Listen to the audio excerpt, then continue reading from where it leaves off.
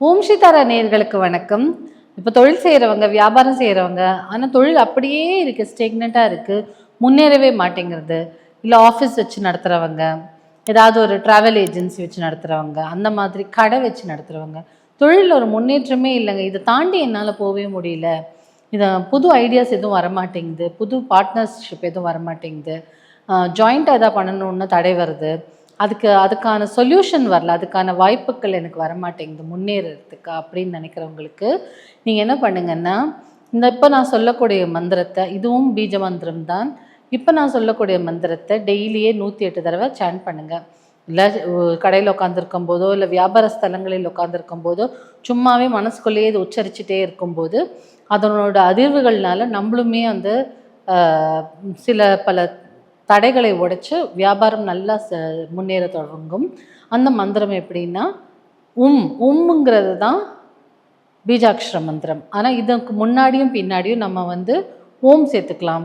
ஓம் உம் ஓம் அப்படி கூட சேர்த்துக்கலாம். இல்லை ஓம் நம அப்படி கூட சேர்த்துக்கலாம். அது உங்களோட கன்வீனியன்ஸு. இல்லாட்டி வெறும் நாவை செய்யாமல் மனசுக்குள்ளேயே உம்னு சொல்லிகிட்டே இருக்கலாம். இல்லை ஓம் உம்னு சொல்லலாம்.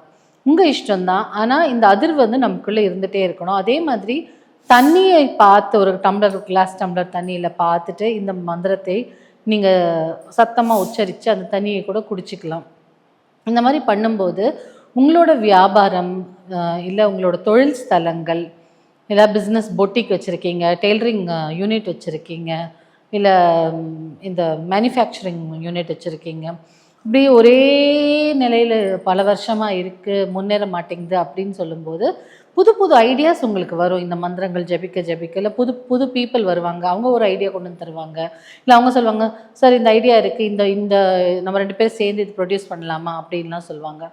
ஸோ அந்த மாதிரியான நிறைய பேர், ஒரு மேனுஃபேக்சரர் என்ன பண்ணார், இந்த மந்திரம் ஜபிச்சுட்டே இருக்கும்போது யாரோ வந்து டையிங், ஃபேப்ரிக் டையிங்களோடு சேர்த்து அப்போ தொழிலே வந்து ஒரு விதமான டேர்ன் எடுத்தது. ஸோ வெறும்னா டெய்லரிங் மாத்திரம் பண்ணிட்டு இருந்தவருக்கு மேனுஃபேக்சரிங்லேயும் போகிறதுக்கு ஒரு வாய்ப்பு கிடைச்சிது இந்த மந்திரம் உச்சரிச்சுட்டே இருக்கும்போது. ஸோ இது வந்து ஒரு நல்ல அதிர்வுகளை கொடுக்கும். பீஜாட்சர மந்திரமே பவர்ஃபுல்லான மந்திரம், நல்ல அதிர்வுகளை கொடுக்கும்.